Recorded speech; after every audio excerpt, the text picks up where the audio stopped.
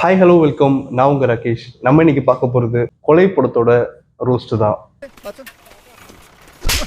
என்னடா back to பேக்கா விஜய் ஆண்டனி படமா பண்ணணும்னு பார்க்காதீங்க. இந்த படத்தை வந்து நம்மளுக்கு ரெஃபர் பண்ணது நம்ம கமெண்ட் செக்ஷன்ல வந்த ஒரு சப்ஸ்கிரைபர் தான். ஸோ வாங்க வீடியோக்குள்ள போகலாம்.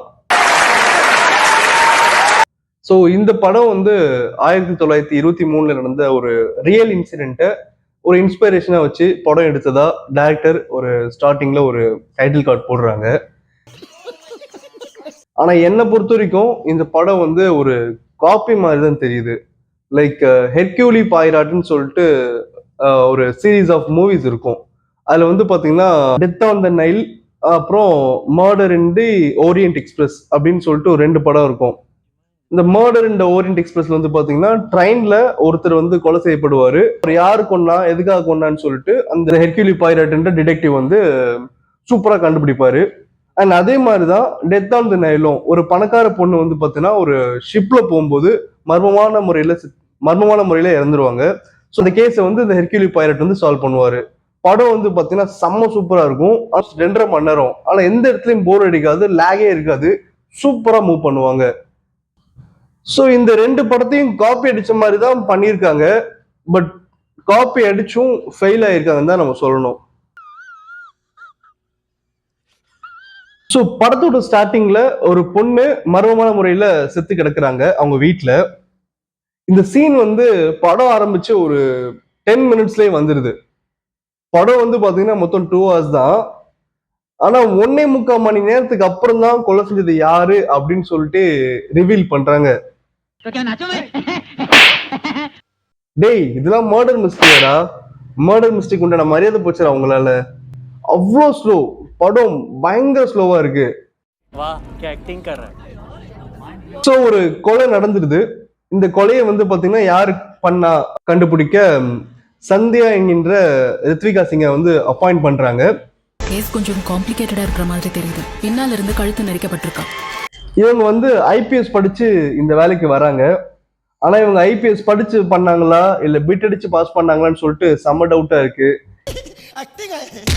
ஏன்னா எந்த ஆங்கிள் பார்த்தாலும் இவங்க ஐபிஎஸ் மாதிரி பார்க்கவே தோணல.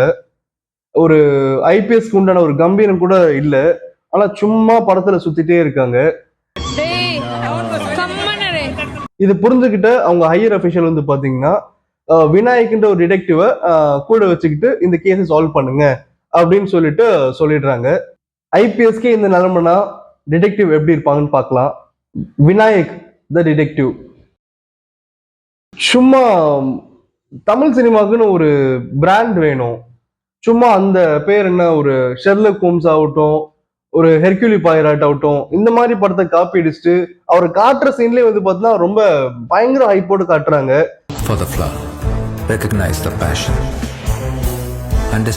ஆனா அந்த சீனுக்கான ஒர்த்தான ஃபேஸ் அவர்கிட்ட இல்லவே இல்லை.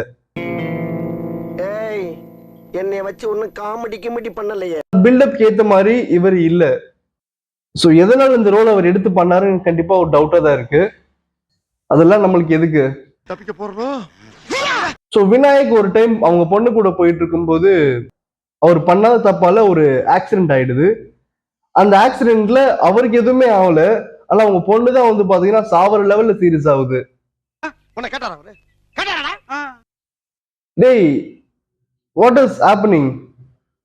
அது எப்படி 2 பேரும் கார்ல போயிட்டு இருக்காங்க, இவர் மட்டும் ஃப்ரெஷ்ஷா தக்காளி மாதிரி இருப்பாரு, ஆனா அந்த பொண்ணு மட்டும் சாவர ஸ்டேஜுக்கு போயிடும்.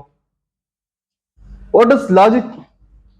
இவனுக்கு உடம்பு இருக்க அளவுக்கு மூளை கிடையாது, அதனால இந்த கோப்பை அவனுக்கு கொடுக்காது. இதுல என்ன லாஜிக் இருக்குன்னு சத்தியமா தெரியல. பட் இருந்தாலும் தன்னோட பொண்ணு சீரியஸா இருக்கிறதுக்கு தான் காரணம் சொல்லிட்டு டெய்லி கில்ட்டாய் ஒரு மாதிரி ஆயிடுறாரு. ஸோ சந்தியா வந்து பாத்தீங்கன்னா இந்த கேஸ் எடுக்க நீங்க எனக்கு ஹெல்ப் பண்ணணும் அப்படின்னு கேட்கிறாங்க விநாயக் கிட்ட. ஸோ விநாயக் வந்து பாத்தீங்கன்னா ஸ்டார்டிங்ல முடியாதுன்னு சொல்லிடுறாரு. அதுக்கப்புறம் இந்த கேஸ்ல இருக்கிற விஷயமும் அண்ட் அவரோட பர்சனல் விஷயமும் ஒரு இடத்துல சிங்க் ஆகுறதுனால சரி இந்த கேஸ்ல நானும் கலந்துக்கிறேன், உங்களுக்கு சப்போர்ட் பண்றேன் அப்படின்னு சொல்லிட்டு உள்ள வராரு. பானைக்கு பிறந்த பன்னி. ஸோ இன்வெஸ்டிகேஷன் ஸ்டார்ட் ஆகுது. ஸ்டார்டிங்ல சதீஷ்ன்ற ஒரு மியூசிக் டைரக்டரை இன்வெஸ்டிகேட் பண்றாங்க. இவர் வந்து பாத்தீங்கன்னா லைலாவோட லவ்வர். ஸ்டார்டிங்ல இவர் காட்டுறாங்க ஸோ இவர் தான் கில்லர்னு சொல்லிட்டு நம்மளுக்கு ரொம்ப ஈஸியா கண்டுபிடிச்சிட முடியுது. ஏன்னா இன்வெஸ்டிகேஷன் பண்ணும்போது எல்லாருமே ஒரு பதட்டம் இருக்கும், ஒரு பயம் இருக்கும்.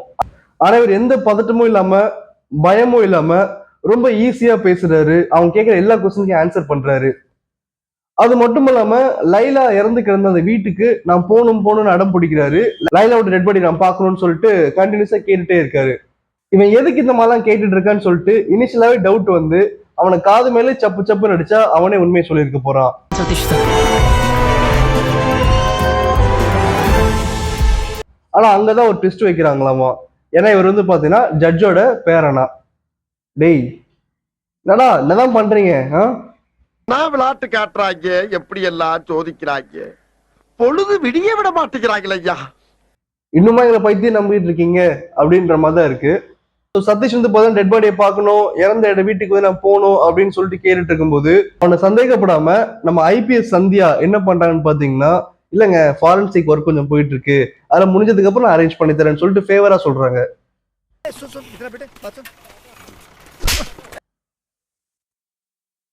இதுதான் ஐபிஎஸ்ஸா? இந்த இடத்துல டைரக்டர் கிட்ட நான் ஒரு கொஸ்டின் கேட்க விரும்புறேன். போலீஸ் ஸ்டேஷன் நீங்க போயிருக்கீங்களா? அண்ட் போலீஸ் ஸ்டேஷன்ல நடக்கிற இன்வெஸ்டிகேஷன் பத்தி ஒரு சின்ன ஐடியாவது இருக்கா? போலீஸ் ஸ்டேஷனை பொறுத்த வரைக்கும் எஸ்ஐ, கான்ஸ்டேபிள், ஏட்டு இவங்க எல்லாமே பண்ற விசாரணையே வேற லெவல்ல இருக்கும்.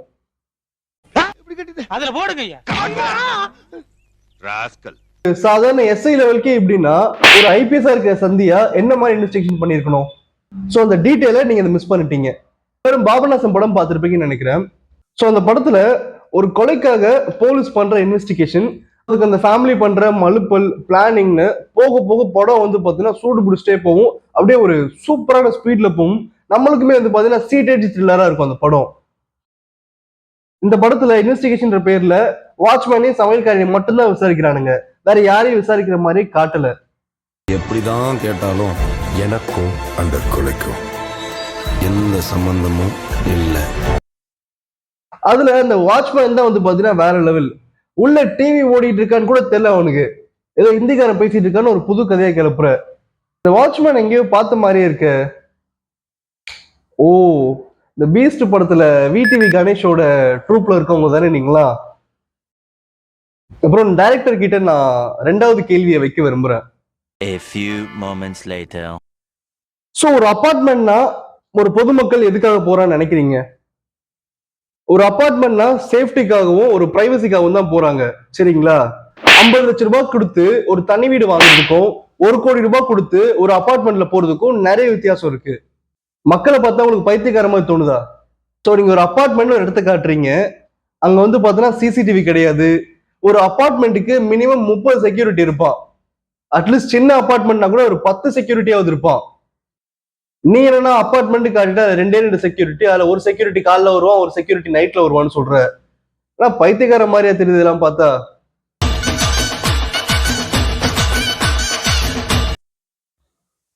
பிளாட்ல இருக்கிறதே ஒரே ஒரு சிசிடிவி கேமரா தானா? அப்ப என்ன மயிருக்குடா பிளாட் அது? இதெல்லாம் கூட விட்டுடலாம்.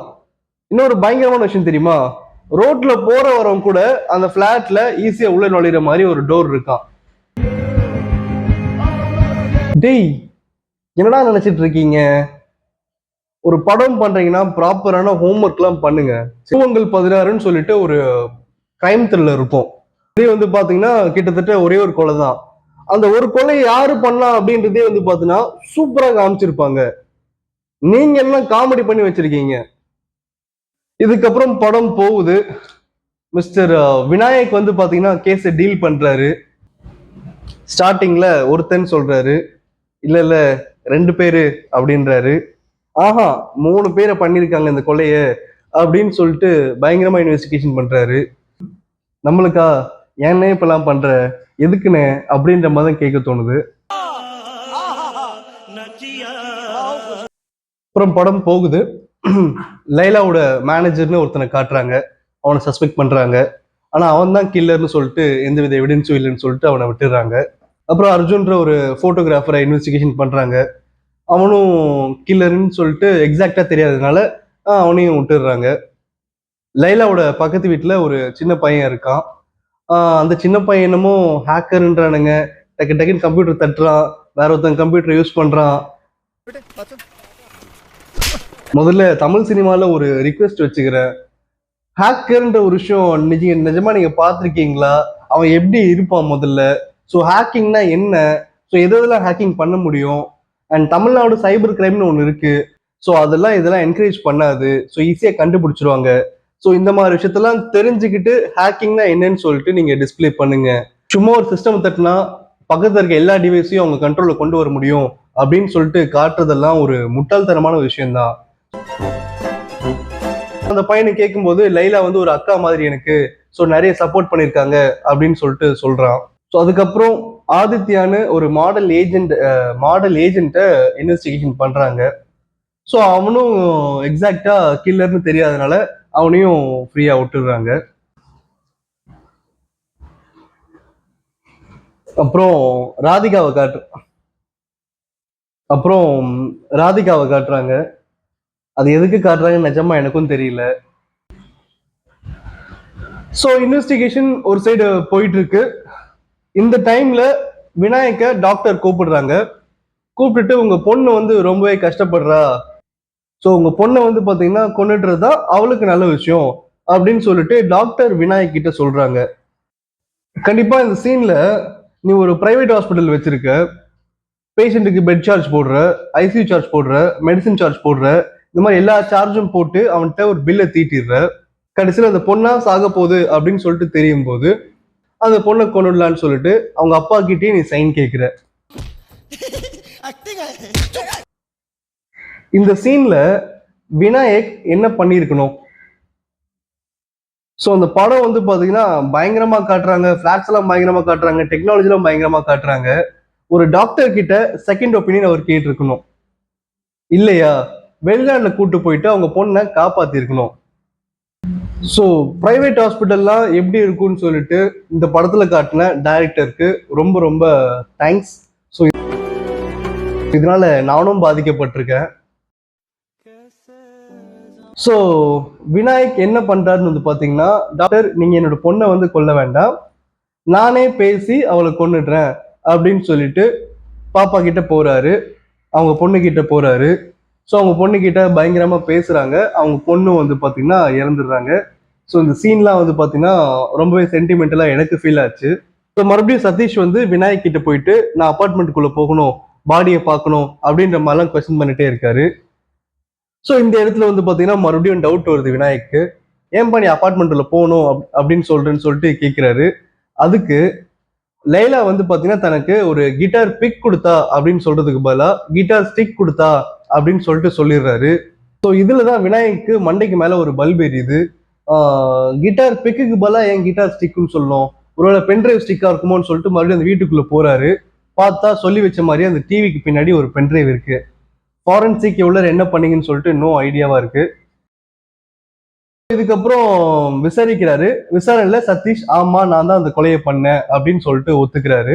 அந்த கொலையை ஏன் பண்ண அப்படின்னு சொல்லிட்டு விநாயக் கேட்கிறப்போ ஒரு சில்லி ரீசனா சொல்றாரு. A few moments later. இதெல்லாம் மோட்டிவா அப்படின்ற மாதிரிதான் இருக்குது.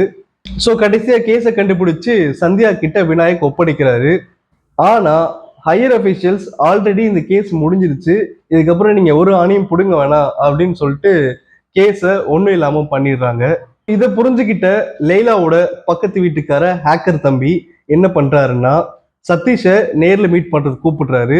ஸோ அப்படி நேர்ல மீட் பண்றப்போ சதீஷை ஷூட் பண்ணிட்டு அவரும் ஷூட் பண்ணி செத்துடுறாங்க. ஸோ இந்த சம்பவத்துக்கு வர விநாயக் கிட்ட லைலாவோட ஆவியும் விநாயக்கோட பொண்ணோட ஆவியும் ரொம்ப தேங்க்ஸ் அப்படின்னு சொல்லிட்டு ஸ்லோ மோஷன்ல அப்படியே மறைஞ்சு போயிடுறாங்க. அப்புறம் விநாயக்கும் கிளம்பிடுறாரு. ஸோ இதுதான் கொலை படத்தோட கதை